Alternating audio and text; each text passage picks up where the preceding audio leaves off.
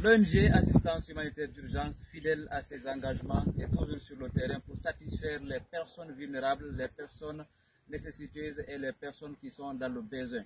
Et donc nous voilà encore au kilomètre 7 chez notre maman, pour laquelle nous construisons cette maison. Vous le savez très bien, ça fait au moins 3 semaines depuis que nous avons entamé la construction de cette maison.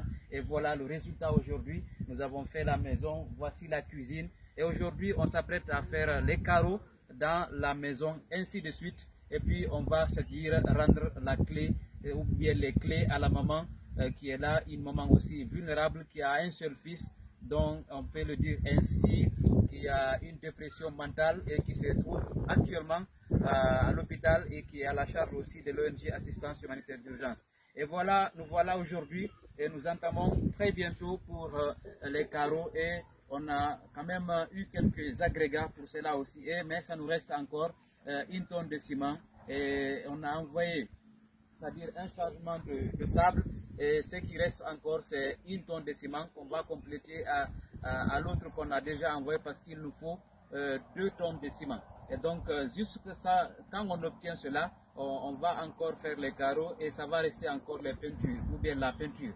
Donc nous sommes ici pour vous présenter les travaux parce qu'il le faut. Chaque jour, il faut qu'on vienne sur le terrain pour quand même constater comment ça se passe. Musikbe ono wambe si vous demain ka ONG Assistance Humanitaire d'Urgence ande kadi de wontiri e ndembe no kure kilomètre 7 ka nenebe ben do bureau en be wonbe darnande den suudu non do are do ngandi ko wadi ni lebbi na o jonte tati on acce yacce bila du suudu do fuɗɗa are noon hande o yi résultat on ɗo haray woni ko ñappa, woni ko crépissage o waɗa, haray ɓe gueɗe dalasugol nder ton e waɗugol béton o nder ton, haray kuri on kadi woni ko gasi on yi e wawa visitugol kono haray ni ko honɗumen ɓuuri haton jingolle mum ko fi haray waɗugol karo on fi waɗugol karo on non karoje ɗen woni ko wola fi mum kono haray yimɓe addi ɗo chargement goto jaare haray kañumma e chargement kañumma e toon ciment haray ɗon toon ciment on ko ɗum woni ko hippori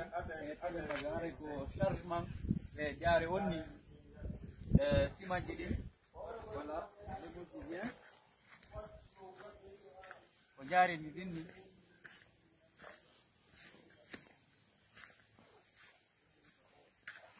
nder to nder on to ɗo ok awa ça va voilà ok on va visiter la cuisine.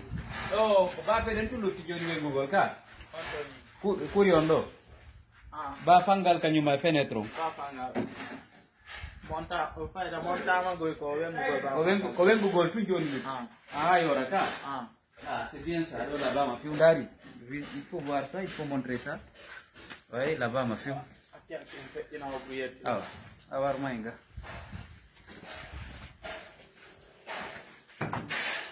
siman jadi kontu siman jadi ako siman ko ni doari kiri wadu gol beto muka ok ça marche on va le dire botika boti golira ok ça marche. Donc il nous faut encore 1 tonne pour mettre les carreaux sur place.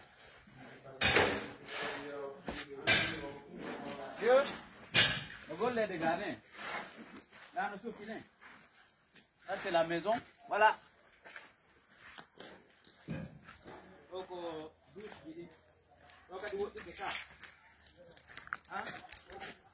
voilà, c'est bien ça. Waouh. Très joli. Voilà là-bas, voilà. Allez. On y allait, jam. Awa. Don na fade ne. Voilà, ça c'est la maison. Et hare meden tori kadi partenaire den fou. E walita gol men baydo ngandi e ngebbuno wadugol forage do du wawali marsugol. Hare meden tori partenaire ben be wallu men heben do e puis améliorer dum ko couleur hara ko wadete bus jeden jippinte ley. Hare ko dum non men fala do ngandi woni ko men wadi expérience buy e nokkureji buy men hokkori ɓe sifaɗin pijare meɗen tori partenaire ɓen fof waɗugol ɗo koloyru hara ko puis amélioré fino nene kadi jira ɗo ndiyam inchallah harana eɓe déplace ɓe yano fugo ma ɗum hara arɗo o hara gollal ɓe ga harana yo yaw ko woɗɗiti fiso ƴogolgol ndiyam ɓaray e nder ɗo gonɗo ndiyam ɗuuɗaɗo donc haray ko ɗum woni komin tori on haray ko suudu ɗum ni inchallah mi weltanike partenaire ɓen fof tambitiɓe e o projet ɗo ha kaw hewti ɗo haray meɗen ɓurti on wakkilinde haray tambitagol ONG assistance humanitaire d'urgence ɓay donc andi ko noon partenaire ɓe woni ko mawnini mojobere nden so yaro onon on wodaki haray golle ala ɗum ko ɗum haray ko ɗum woni ko noon woniri haray meɗen tori on vraiment ɓurtugol wakkilagol e tambitagol mojobere nden wassalam.